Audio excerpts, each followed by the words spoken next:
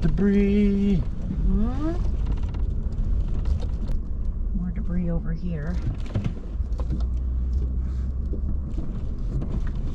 I see a car. Hi everyone, welcome to Adventures with Heckenback. Today's our last day in Land Between the Lakes, and we thought we would share some of the treasures you can find when you leave your car and do a little bit of bushwhacking. But first, breakfast. Okay, this is what we made for breakfast. We're trying the Omnia again. So, Chris, what is it, like a breakfast bread pudding, I guess. Croissants tore up with ham and cheese and egg and gravy to go on top of it. Don't want to mess up the silicone.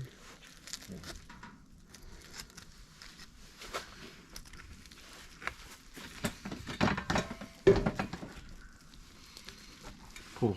You can get the whole thing to come out. Oh, I probably could, yeah. Should I just flip it over on one of the plates and cut it in half and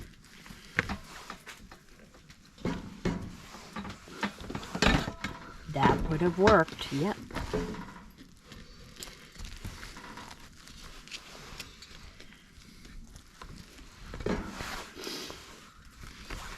back in there and keep it warm. Cover.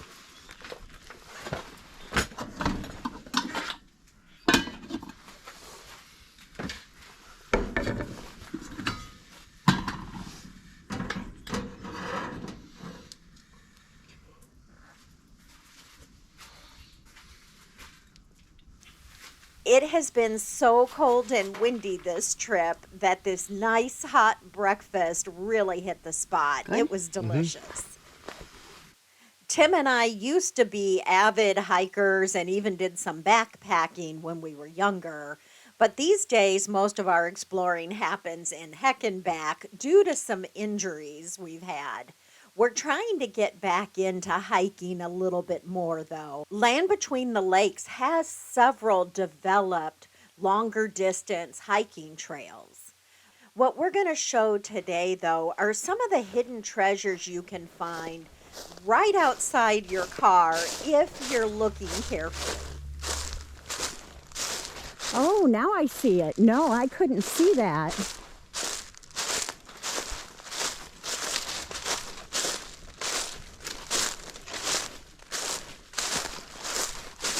Oh, there's more over there.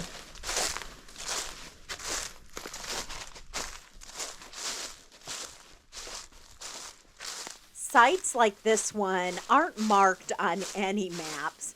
They're just things that you come across as you're out driving around that remind you that Land Between the Lakes used to be home to hundreds of families.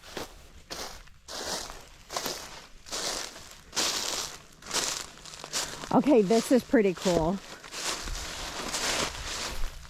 Land Between the Lakes was designated as a federal recreation area in 1964. Tennessee Valley Authority was made administrator of the park. The only problem was there were about 900 families still living here that had to be relocated. Over 2,700 people had their land taken through the process of eminent domain.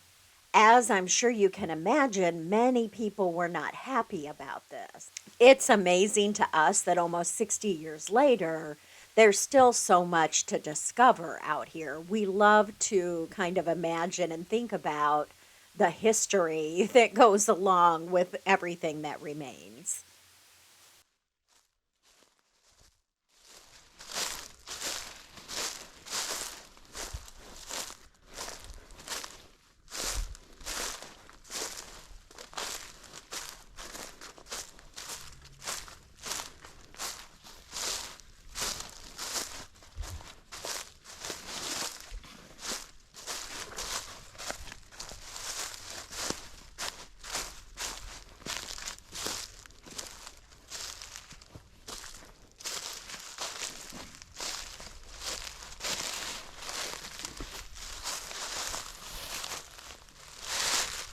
clear path right there. I go through the path with the stickers. Okay, what kind of car was it? We'll do a wonder hussy here. Like, have no idea what kind of car it was. Who in the comments, right, knows what kind of car it is. I have a cable down there. To the backside.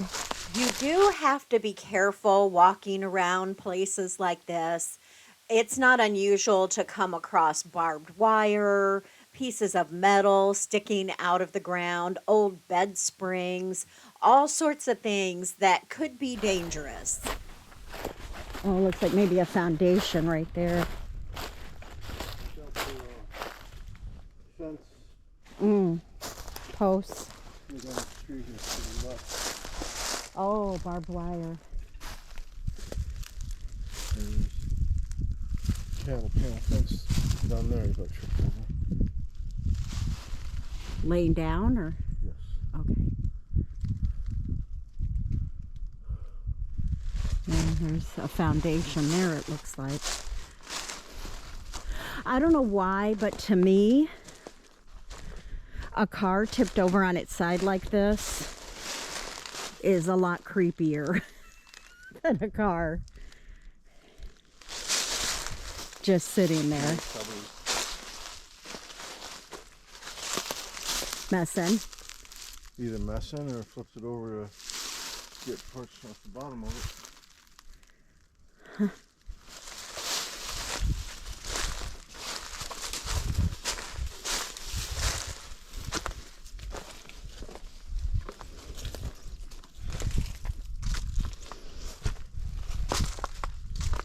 Oh, there's a pond over here.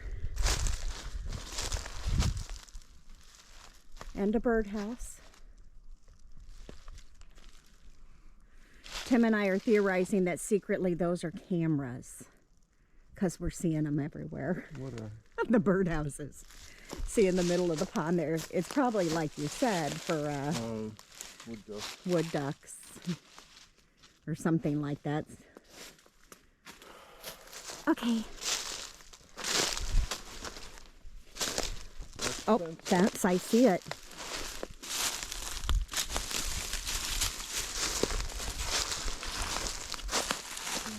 Okay.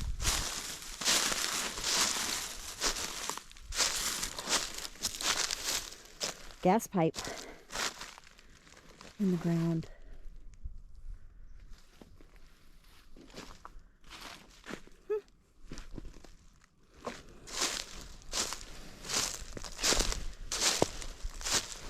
Ouch, yep, there's something right there. I felt it go through the bottom of my shoe and just touch my foot. Oh, right there. Oh. I was lucky.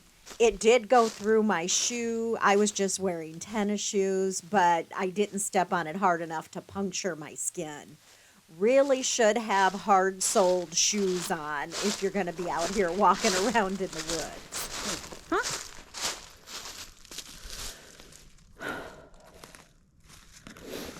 Anybody know what that is? You know, when we were down by that car, there was the white round lid, like some of the old washing machines. When Tim and I were first married, his mom had an old Ringer washing machine that she still used, and we would do our laundry over there sometimes. I learned where the phrase, "don't get your tit caught in a wringer," came from. I thought it was so cool until that happened.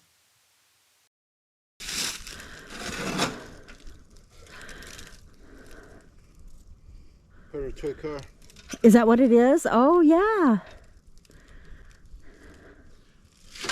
Those little fire engine Uh-huh. things, I bet. In addition to discovering the places where people lived, of course, there's many cemeteries in Land Between the Lakes as well. There's at least 270 known cemeteries, some big and well-maintained, and others that are very small and just recently being rediscovered. While many cemeteries are accessible by car, some are only accessible by foot.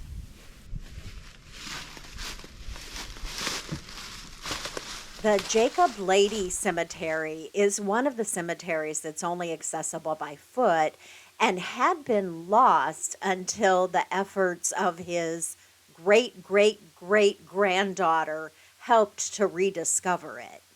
There is another lady cemetery a little bit further down the road that belonged to the same family that is accessible by car. The Jacob Lady Cemetery is a much smaller cemetery and has kind of an interesting story. Jacob Lady's original name was Jacob Ladyman, but he shortened it later in life. He came here to this area, to the U.S., in 1777, along with his more famous cousin, the Marquis de Lafayette. So some of you may know Lafayette as General Lafayette, who served in the Revolutionary War. Even though he was French, he came here with the desire to fight against Great Britain. He then later returned to France and fought in the French Revolution as well, and is considered a national hero in both countries. He was made an honorary American citizen. So Jacob Lady is the cousin of Marquis de Lafayette, and he stayed here. Jacob Lady was able to acquire 2 land grants that totaled more than 1,000 acres here in this area of Kentucky. He built a house whose site is now under Lake Barkley. So once the dam was built and the lake was created, it flooded where that original homestead had been. And the second one would have presumably been, maybe up on this hill. It's not really specific about where that second one was. Almost losing the trail here. Oh, it looks like maybe actually.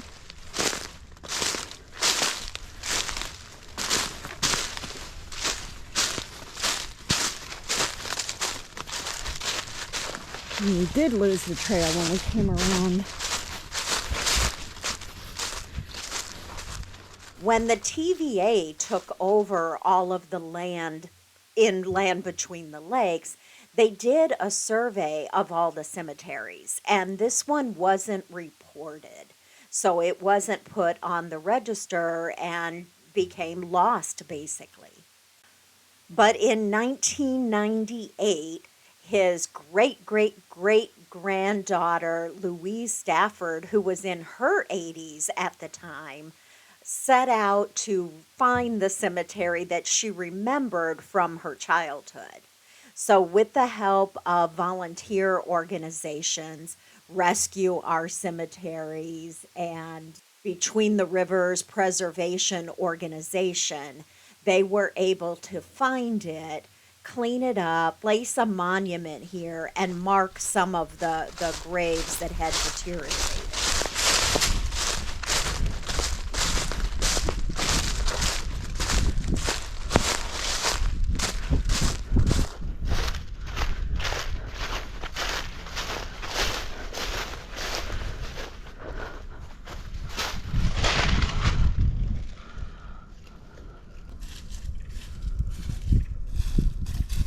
Oh, interesting. So this is a cemetery that was basically lost. And the great great great granddaughter helped to find it.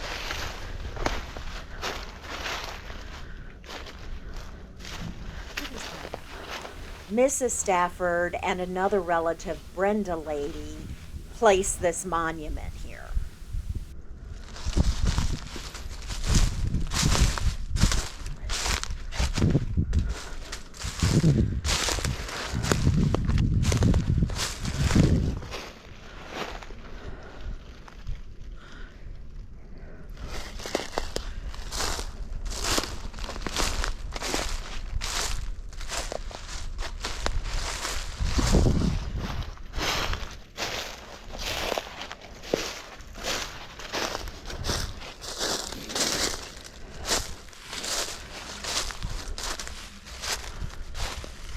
That's interesting.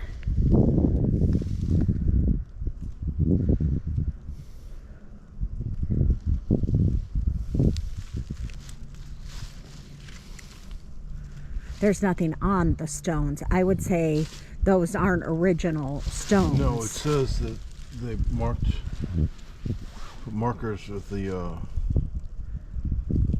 unmarked graves. Okay. Place markers on the unmarked graves. Huh? In addition to cemeteries, there are memorials for lots of other things as well, such as churches and schools. You'll be out driving around and just see a post out your window. Pleasant Hill Baptist Church.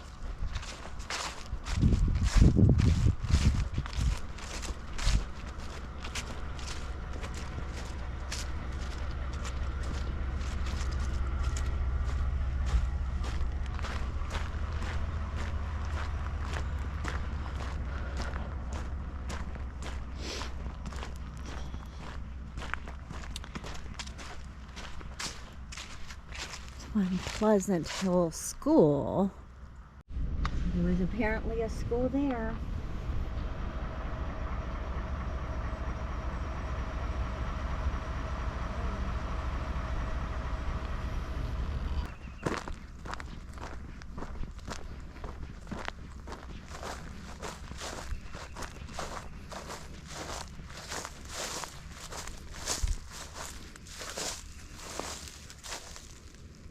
Crossroad Baptist Church. I'm sure there must be a list or a map with all of these memorial markers somewhere, but we haven't found it yet. It is interesting just to come across them while you're out exploring. You'll also come across quite a few historical markers like this one.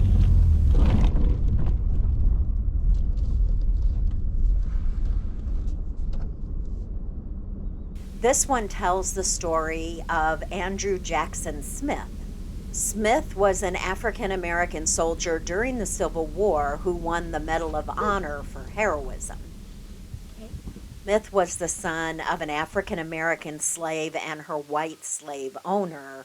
And when Smith learned that his father planned to join the Confederate Army and take him along as a servant, he ran away and joined the Union Army.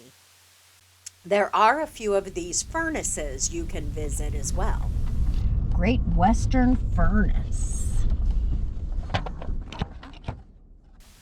The sign explains how the furnace was used to create iron. There is also an interpretive trail near the Woodland Nature Station that explains the process in more detail. That trail is called the Center Furnace Trail, and it's about a third of a mile long. We actually hiked it backwards, of course, but we'll show you the signs in the right order. This area was once the community of Hematite. It was actually much more open than this, not wooded like this at all, and this was the site of the post office and the community store.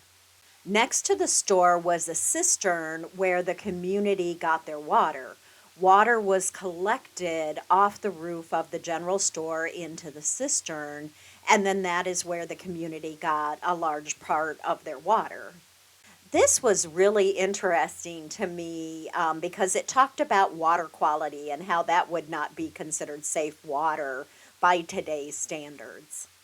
The next sign talks about the wolf tree, which is something I had never heard of before. White oak wolf tree. I say, that's a pretty big tree. It explains that this tree's over 150 years old, so was already 20, 30 years old when the furnace first started in the 1840s. It's described as a wolf tree because it has an appearance of doing its own thing in the forest. You could probably hear the chipper running in the background as well. There's a lot of wind damage, storm damage around here, and they were doing cleanup, chipping trees.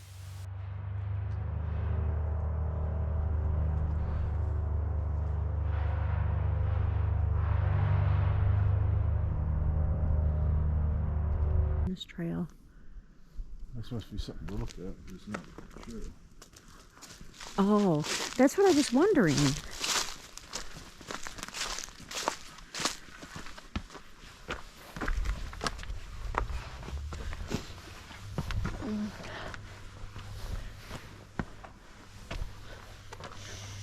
Hole in the ground?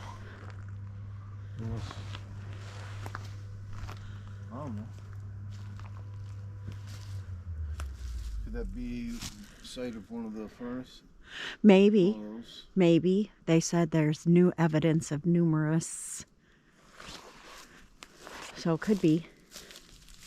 It smells charcoaly. Since we were hiking the trail backwards, we came across this staircase and we had no idea what we were supposed to be looking at here. Once we got around to the other side, though, there was a sign.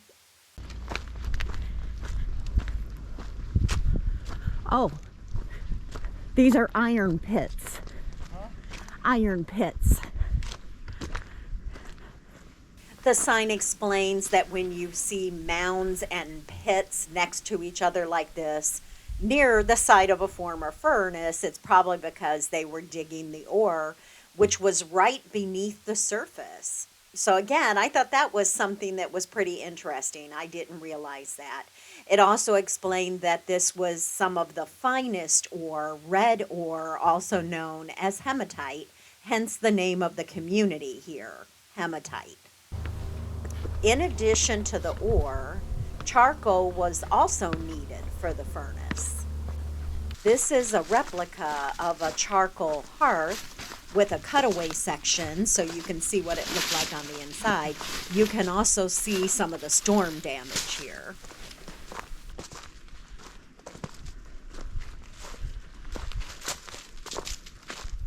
I think we have some tree damage there. Huh? Charcoal See, hearth. all the more reason to cut down trees to damage things. It explains that they would stack about 60 cords of wood and then cover it with mud, dirt, leaves, and it would burn for about 2 weeks with very little oxygen in order to create charcoal. It also explains how this changed the composition of the soil below it, adding lots of toxins to the soil, and so you can still find places where very little will grow because there had been a charcoal hearth there. The next sign just explains what slag is, which is a byproduct, waste product of the iron production. We're pretty familiar with slag in Northwest Indiana. And the next sign just talks about some of the products that were made with the iron ore, like these sugar kettles. Close down here.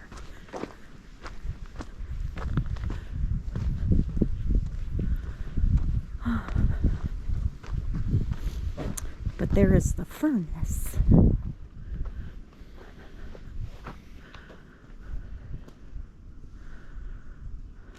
Oh, there would be a covered bridge. That's interesting. We've come across these furnaces other places, but I never really understood how they worked until we visited the couple here in Land Between the Lakes.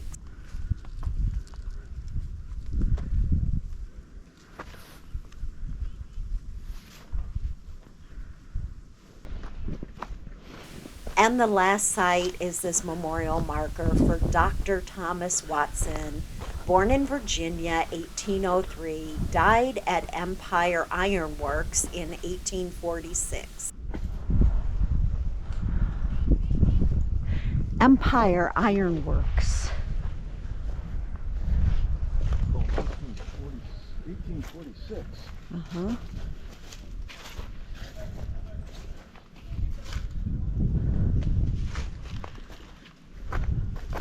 We thought this was an interesting little hike, and it would have been a lot more fun if it wasn't so cold outside.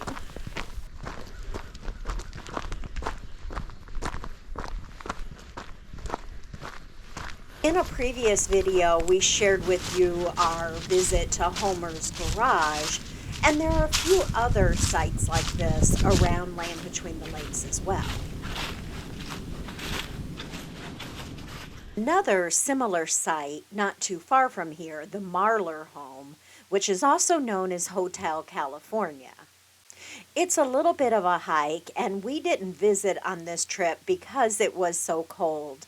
But we'll link a story that Four Rivers Explorer did about it in the description below. So this is what we do when it's too cold outside. It's not a matter of cold, it's the wind. The wind, yes. The wind is just cutting through. It's right at freezing, and there's a wind from the northeast. Right off the lake. So we're in the Campana. It's about 7 o'clock.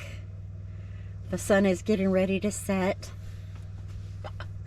We won't be able to see. We're facing north. Yes, you can. Oh, out the side window here. May be able to see. Oh, yeah. Be able to record the sunset. A little bit. Out the side window there. Yeah, we're getting it between the tree and the shower house there. Okay. Good night, all. Tomorrow morning we'll get up bright and early to try to capture the sunrise, and then we'll be headed to Hoosier National Forest, where we'll share with you our new favorite campsite. If you're interested in learning more about Hoosier National Forest, be sure to subscribe so you don't miss those videos. As always, thank you so much for watching, and we'll see you in the next video.